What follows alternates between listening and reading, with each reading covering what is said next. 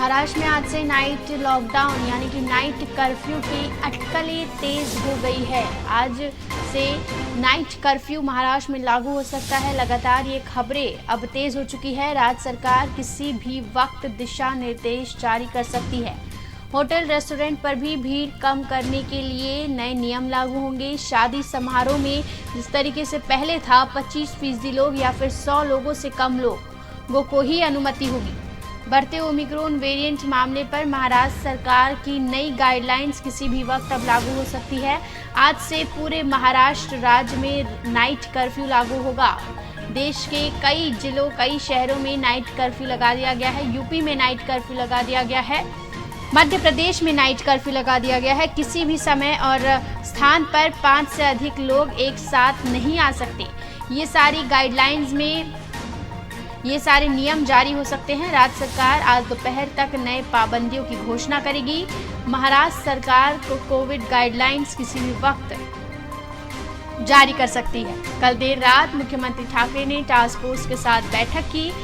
शादी समारोह अन्य कार्यक्रम 25 या 100 जो भी कम हो उतने लोग शामिल हो सकते हैं।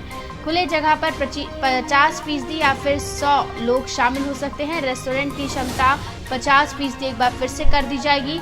होटल रेस्टोरेंट पर भीड़ ना हो इस पर ध्यान दिया जा रहा है। क्रिसमस को लेकर न्यू ईयर को लेकर ये नए दिशा निर्देश जो है वो जारी किए जा रहे हैं ताकि क्रिसमस और न्यू ईयर में अनियंत्रित भीड़ ना हो, बेकाबू भीड़ ना हो, जिसके कारण एक बार फिर से जो है दिक्कतों का सामना करना पड़े। कल पूरे महाराष्ट्र में जो है ओमिक्रॉन के मामले काफ़ी ज़्यादा आए थे। 23 मरीज ओमिक्रॉन से संक्रमित पाए गए थे। तो वहीं पूरे देश भर में सबसे ज़्यादा मामले महाराष्ट्र में ही हैं और देश में भी ओमिक्रॉन के मामले अब 300 पार कर चुके हैं। तो आज से नाइट कर्फ्यू महाराष्ट्र में लग सकता है। समय रात 11 बजे से सुबह 5 बजे तक हो सकता है कि पूरे महाराष्ट्र में पूरे राज्य में नाइट कर्फ्यू लगा दिया जाए।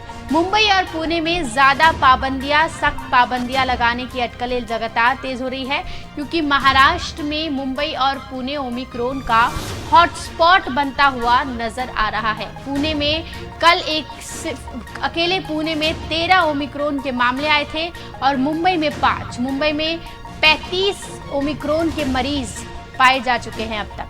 तो हमारे संवाददाता, हमारे सहयोगी राहुल शुक्ला जी हमारे साथ जुड़े हुए हैं। आइए उनसे जानते हैं कि राहुल शुक्ला जी बताइए कि क्या क्या हो सकता है आज के गाइडलाइंस में। कल देर रात मुख्यमंत्री ठाकरे ने पहले तो कैबिनेट की बैठक बुलाई थी, जिसके बाद उन्होंने टास्क फोर्स की इमरजेंसी बैठक बुलाई। काफी गंभीर नजर आ रहे हैं मुख्यमंत्री।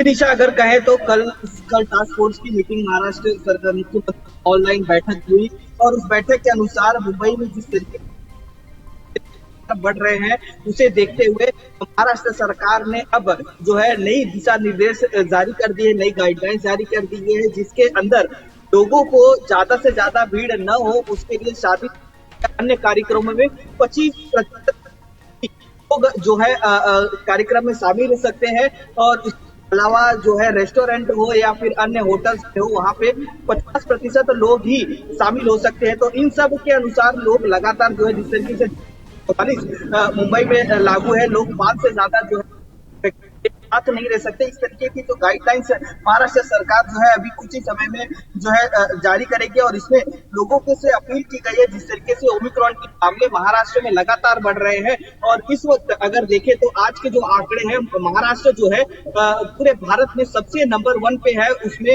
महाराष्ट्र में जो 88 ओमिक्रॉन के जो है वो मामले सामने आए हैं और इसके बाद जो कहीं न कहीं महाराष्ट्र सरकार है इसे सख्ती से पालन करते हुए लोगों से हिदायत कर रही है कि लोग जो है गाइडलाइंस का जो वो लगातार उसको फॉलो करें और जिस अनुसार सोशल डिस्टेंसिंग हो, मास्क हो और उसके अनुरूप ही लोग है और ज्यादा से ज्यादा लोग भीड़ न जमा करें। इसीलिए लोगों से ये गाइडलाइंस जारी कर दी गई है और सही मायने में अगर बात करें तो इस वक्त जो सितंबर है उस दौरान क्रिसमस है और नए साल है।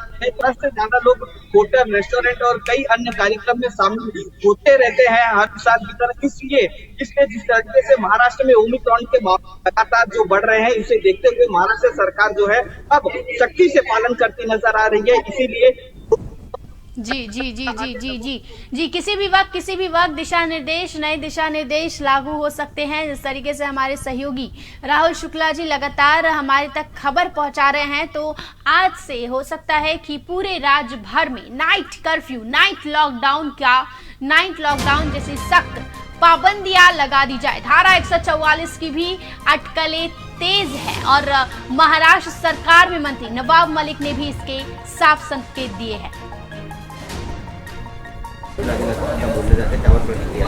काल कॅबिनेटमध्ये कोविडचा आढावा देत असताना जी माहिती देण्यात आली, या राज्यामध्ये कोविडच्या केसेसमध्ये 18% दररोज वाढ होते, म्हणजे तिसरी लाट येऊ शकते असा धोका निर्माण झालेला आहे। ओमायक्रॉनचे पेशंट वाढत आहे, जगात एक नवीन स्ट्रेन आलेला आहे डेल मायक्रॉनचा, आणि ही पार्श्वभूमी बघता मुख्यमंत्री महोदयांनी कालच कॅबिनेटमध्ये सांगितलं होतं की रात्री मी टास्क फोर्सची बैठक घेतो, काही निर्बंध लावायची गरज असेल तर निश्चित रूपाने आज ते निर्बंध लावण्याचं काम होईल। तिसरी लाट हे जानेवारी महिन्यामध्ये येऊ शकते।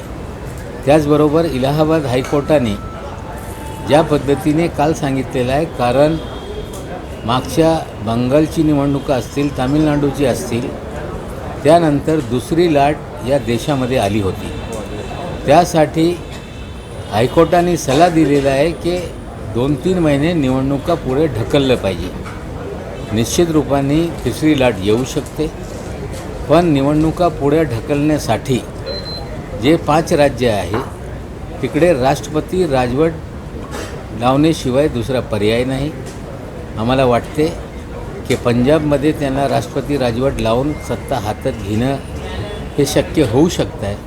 आमचं एकच म्हणणं आहे की निवडणुका पुढे ढकलणं हे एक वेगळं संकट देशामध्ये निर्माण होते, काही निर्बंध हे घालू शकतं आहे। निश्चित रूपाने मर्यादित प्रचार, डोर टू डोर प्रचार, कोविड नॉर्म्स पालन करून प्रचार होऊ शकता है। मोठ्या रॅल्यांवर प्रतिबंध घालण्याबाबत कुठेतरी सरकारने विचार केला पाहिजे। भाई हिंदी में जानना चाहिए कि एमआईएम के जो बयान है उसे किस तरह देखते हैं, जिस तरह शब्दों का इस्तेमाल